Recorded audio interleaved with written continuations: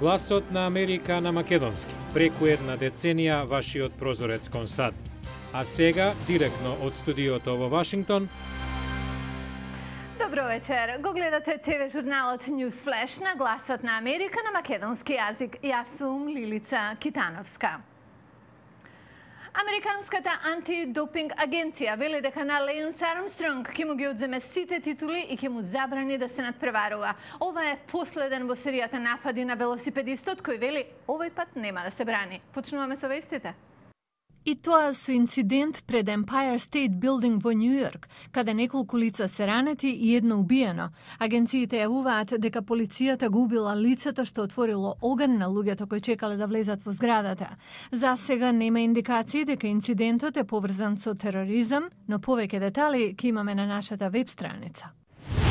Антидопинг агенцијата синоќа соопшти дека Армстронг ќе ги загуби титулите и не ќе може да се надпреварува, пошто тој кажа дека ќе престане да се бори против обвиненијата за допинг.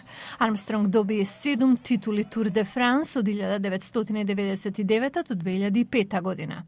Во изјавата на велосипедистот стои дека има 0 докази во поддршка на наводите за допинг. Тој вели дека дозволил да биде подложен на тестирање во секое време и на секое место во светот, но агенцијата стои на ставот дека тој користел супстанци за засилување на перформансот. Тропското невреме Исак може да стане ураган уште денеска, велат метеоролозите, прво стигнувајќи до Хаити и Доминиканската република. Но во САД на ова невреме му се посветува многу посебно внимание од причини што може да ја зафати Тампа во Флорида, каде само што не започнала конвенцијата на републиканците. Додека кризата во еврозоната и тежи на економиите на Јужна Европа, германската економија покажува скромен растеж. Како Германија успева да ја ублажи финансиската бура? Хенри Ричвел известува од Берлин за тоа што ја движи економската машина на Европа. Во следниот прилог ќе видиме и како пазарите во подем можат да бидат клуч за иднината. Дитер Бурместер со страст се предава на неговата работа и неговото хоби – музиката. Неговата компанија со седиште во Берлин произведува аудио опрема со вредност од повеќе $1000, што може да се најде во автомобилите на Порше и Бугати. Па какво е искуството на Бурместер со еврокризата? Каква криза? Зар имало криза? Колку што знам, на автомобилската индустрија добро и оди. Нашата исто така е добра. Прометот ни е зголемен годинава. Бурместер е пример за германска компанија со средна големина. Има само 50 вработени, во целосна собственост е на основачот, не живее на големи заеми, но сепак им конкурира на глобалните гиганти. Да се изгради таква компанија е исклучително тешко, но во Германија има услови. Инфраструктура, снабдувачи, добро образовани работници кои се посветени на компанијата. Тоа е добра ситуација. Германската економија порасна за 0,3% изминатиот квартал. Другите држави од еврозоната беа срекни да стагнираат, а многу отидоа во минус. Аналитичарот Фердинанд Фихтнер од Економскиот истражувачки институт на Германија вели дека отпорноста на државата се должи на Mittelstand компаниите. Тие се рбетот на германската економија. 2/3 од вработувањата во Германија се во вакви предпријатија и што е уште поважно, околу 8% од сите кои се на обука во индустријата се таму. На 6 часа со воз од Берлин во Штутгарт се големите имиња како Порше и Мерцедес. Тие движат германската економија, но во нивните автомобили опремата обезбедуваат мали и средни компании, кои нудат висока иновативност во своето поле. Аналитичарите велат дека германските извозници многу профитирале од слабата европска валута.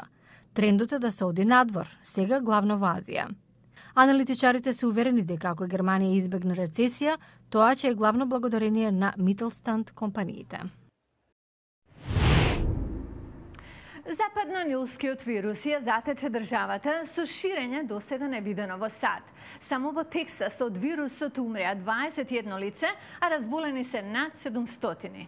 Нашиот новинар Грег Флакус отиде во лабораториите на одделот за здравство на Тексас во Остин и донесе извештај што веруваме ќе одговори на некои од прашањата што може да ги имате.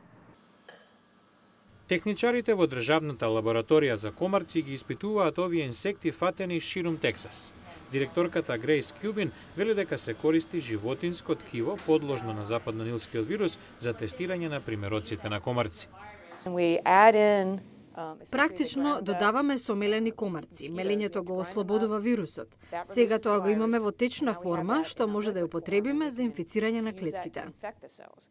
Овие тестови даваат резултат за 48 часа. Потоа, лабораторијата ги советува властите каква акција е потребна. Комарците не се раѓаат со западнонилскиот вирус. Тие главно го добиваат преку каснување на инфицирани птици. За да го добие вирусот, комарецот треба да ја најде вистинската птица во вистинското време, вели Тон Сидва. Птиците го задржуваат вирусот во крвта од 1 до 4 дена откако се инфицирани. Потоа имаат доживотен имунитет. Значи треба да ја најдете токму таа птица со вирус во крвотокот. Од командниот центар Сидва раководи со напорите на Тексас да се справи со ширењето на вирусот. Тој вели имало индикации за појава на вирусот уште пред неколку месеци. Редовното тестирање на крв од донатори покажа позитивен резултат. Тоа не значи дека лицето е болно, туку дека има присуство на вирусот во нивниот систем. Повеќето луѓе не се свесни дека се инфицирани. Симптомите се главоболка, температура и замор. Мал процент од инфицираните ќе почувствуваат дека се болни. 80% не чувствуваат ништо, 20% лесно минуваат и околу 1% или 1 на 150 случаи развива сериозна невролошка форма. Со заладување на времето се очекува замирање на болеста, но Сидва вели наученото од годинава може да помогне за справување со вирусот во иднина. Во понеделник започнува Републиканската конвенција, на која сите знаеме дека ќе биде номиниран Мит Ромни за председател. Практично во последен момент Ромни го исфрли името на подпредседателскиот кандидат, далеку помалку позната личност во јавноста, но не по наредната емисија. Гледајте Newsflash во понеделник. Во понеделник во Newsflash. Кој е Пол Рајан? Многумина мислат билет за Ромни да се приближи до базата.